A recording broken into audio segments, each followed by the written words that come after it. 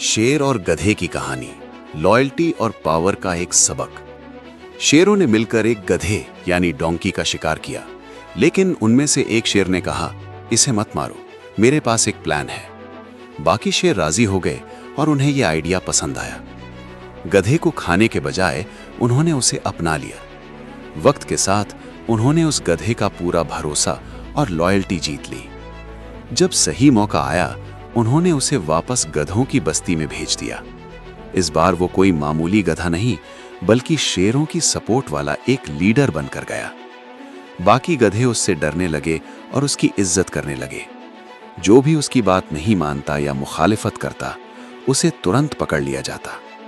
जब भी शेरों को भूख लगती, वो गधा अपनी ही बिरादरी के सदस्यों को उनके आगे पेश कर देता। इससे शेरों की शिकार करने की मेहनत बच जाती। गधों की नज़र में वो शेर जितना ताकतवर बन चुका था, लेकिन शेरों के बीच वो हमेशा सिर्फ एक गधा ही रहा। उसने अपनी ही तरह के लोगों पर राज तो किया, लेकिन वो हमेशा उस ताकत का गुलाम रहा जिससे वो कभी आज़ाद नहीं हो सकता था। उसने मासूमों की कुर्बानी दी, ये सोचकर कि इससे उसकी ताकत बनी रहेगी। लेकिन वो एक सच्ची बात भूल गया। किसी और की बिरादरी से वफादारी आपको कुछ वक्त के लिए ताकत तो दे सकती है, पर वो आपको कभी सच्चा अपनापन यानी बिलोंगिंग नहीं दिला सकती।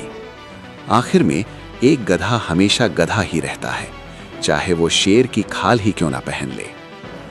कहानी की सीख, मॉरल: सच्ची ताकत कभी धोखे पर नहीं बनती। आप अपनों का साथ छोड़कर आगे तो बढ़ सकते हैं, लेकिन आप हमेशा अकेले ही रहेंगे। असली मजबूती लॉयल्टी, ईमानदारी और अपनों के साथ होने में है, ना कि किसी और का मुखौटा पहनने में। अगर आपको लगता है कि धोखा कभी सच्ची ताकत नहीं लाता, तो कमेंट में ट्रू लिखें। खुश रहें।